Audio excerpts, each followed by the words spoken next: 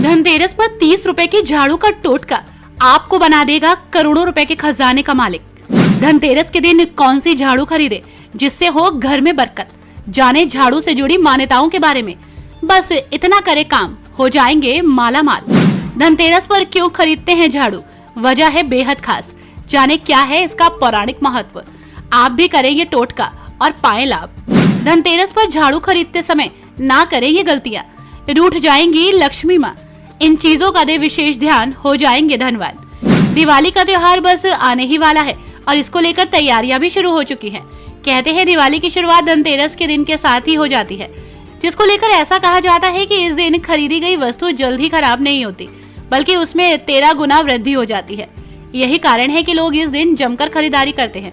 खासकर धनतेरस पर सोना चांदी, भूमि, वाहन और बर्तन जैसी चीजों की खरीदारी की जाती है। इन सब के अलावा इस दिन झाड़ू खरीदने का भी बड़ा महत्व है। देखा जाए तो एक अनोखी परंपरा है जो प्राचीन काल से चली आ रही है।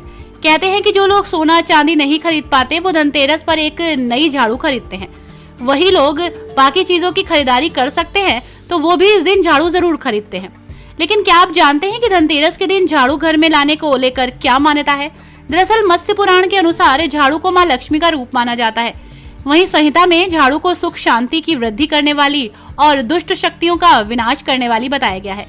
झाड़ू को घर में दरिद्रता को हटाने का कारण भी बताया गया और कहते हैं कि इसके इस्तेमाल से मनुष्य की दरिद्रता भी दूर हो जाती है। साथ ही इस दिन घर में नई झाड़ू से झाड़ू लगाने से कर्ज से मुक्ति मिलती है, जिसको लेकर एक पौराणिक कथा भी सुनने को मिलती है। दरअसल झाड़ू की चर्चा महाभारत में भी मिलती है। आचार्य के अनुसार महाभारत के नायक अर्जुन और द्रौपदी की शादी होने में झाड़ू की अहम भूमिका रही। दंत कक्षाओं के अनुसार द्रौपदी की शादी अर्जुन से नहीं हो पा रही थी, तब एक टोटका किया गया। घर में झाड़ू से झाड़ू लगाई गई और इसके बाद द्रौपदी और अर्जुन की शादी हो गई। झाड़ू से जुड़े वास्तु टिप्स हम सब आपको बताएंगे। दिवाली से पहले आपको अपना घर भी साफ सुथरा करना होगा। अब ये तो सब जानते हैं कि घर की सफाई झाड़ू से होती है। इसके अलावा बहुत कम लोग जानते हैं कि झाड़ू का संबंध पैसों से है, इसलिए शास्त्रों में झाड़ू को पैर न लगाने की सलाह दी जाती है। ऐसा करने से माँ लक्ष्मी भी आपसे नाराज हो सकती है। आपको धनतेरस पर सीकों वाली या फूल वाली मजबूत झाड़ू खरीदनी चाहिए। ये झाड़ू हाथ से बनाई हुई होनी चाहिए या खरीदने के बाद आपको उस पर सफेद रंग का धागा बांधना चाहिए। धनतेरस पर आमतौर पर 3, 5 या 7 झाड़ू खरीदनी चाहिए, जैसे कि 3 अलग अलग कार्यों के लिए।